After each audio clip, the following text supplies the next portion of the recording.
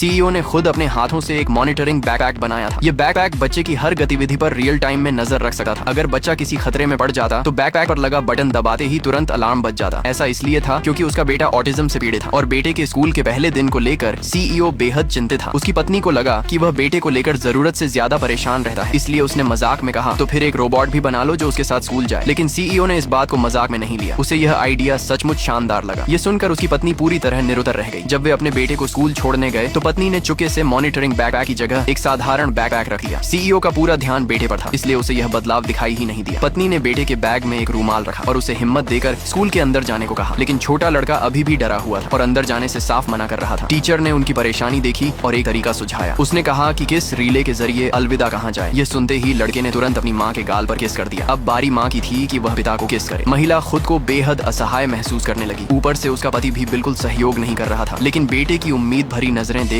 उसने पति का चेहरा पकड़ लिया और उसके गाल पर जोर से किस कर दिया। सीईओ शर्म से लाल हो गया और तुरंत कोई बहाना बनाकर वहाँ से निकल गया। उसी समय टीचर लड़के को लेने बाहर आई। लड़का तुरंत अपनी माँ के पीछे छिप गया। बेटे की विशेष स्थिति को देखते हुए टीचर ने सुझाव दिया कि महिला कुछ समय उसके साथ स्कूल के अंदर रहे ताकि बच्चा खुद को सुरक्षित महसूस कर सके। इसलिए महिला अपने बेटे का हाथ पकड़कर स्कूल के अंदर चली गई। उधर सीईओ ऑफिस लौटने ही वाला था, तभी उसकी नजर उस मॉनिटरिंग बैकपैक पर पड़ी जिसे उसने खुद बनाया था। वह अभी भी कार में रखा हुआ था। उसे तुरंत समझ आ गया कि उसकी पत्नी ने बैकपैक बदल दिया है। बेटे की चिंता में वह इतना घबरा गया कि उसने अपने सेक्रेटरी को स्कूल के ठीक सामने एक घर किराए पर लेने का आदेश दे दिया और अपने कर्मचारियों से कहा कि अब से वहीं बैठकर काम करेंगे। इसके बाद वह कई बैग भरकर खाना लेकर स्कूल पहुंच गया। फिर उसने कई टेलीस्कोप भी मंगवा लिए ताकि दूर से अपने बेटे पर नजर रख सके। लेकिन माँ के साथ रहने की वजह से लड़का बिल्कुल सामान्य व्यवहार कर रहा था। जब महिला ने देखा कि उसका बेटा अब शांत है तो वह टीचर के साथ खिड़की से दूर चली गई। संयोग से सीईओ ने यही दृश्य देख लिया। उसे पहले से ही यह बात पसंद नहीं थी कि उसकी पत्नी और टीचर कॉलेज के सहपाठी रह चुके थे और जब उसने टीचर को उसकी पत्नी के बाल ठीक करते हुए देखा तो वह तुरंत जलन से भर गया। उसने अपने असिस्टेंट से फोन मांगा और तुरंत अपनी पत्नी को कॉल कर दिया। उसने कहा कि आज घर जल्दी आ जाना। महिला ने जवाब दिया, मैंने तो टीचर के साथ तय किया है कि स्कूल के बाद बेटे को फुटबॉल खिलाने ले जाएंगे। ये सुनते ही सीईओ ने तुरंत झूठ बोल दिया। उसने कहा कि घर पर कोई जरूरी समस्या हो गई है। स्कूल खत्म होने के बाद महिला अपने बेटे को लेकर जल्दी जल्दी घर लौट आई। घर पहुंचकर उसने पूछा, आखिर हुआ क्या है? सीईओ ने मुस्कुराते हुए कहा, मैं चाहता हूं कि तुम अपने हाथों से मेरे लिए सी फूड नूडल्स बनाओ। महिला तुरंत समझ गई कि उसके साथ चाल चली गई है। बदला लेने के लिए उसने नूडल्स बनाने की बात मान ली, लेकिन जब उसने कटोरा सीईओ के सामने रखा तो उसमें कहीं भी सी फूड दिखाई नहीं दे रहा था। सीईओ ने हैरानी से पूछा, मेरा सी फूड कहाँ है? महिला ने कटोरे से एक बेहद छोटा झींगा निकाला और मुस्कुराते हुए बोली, यही तो सी फूड है। पार्ट 2 के लिए कमेंट में यस लिखिए।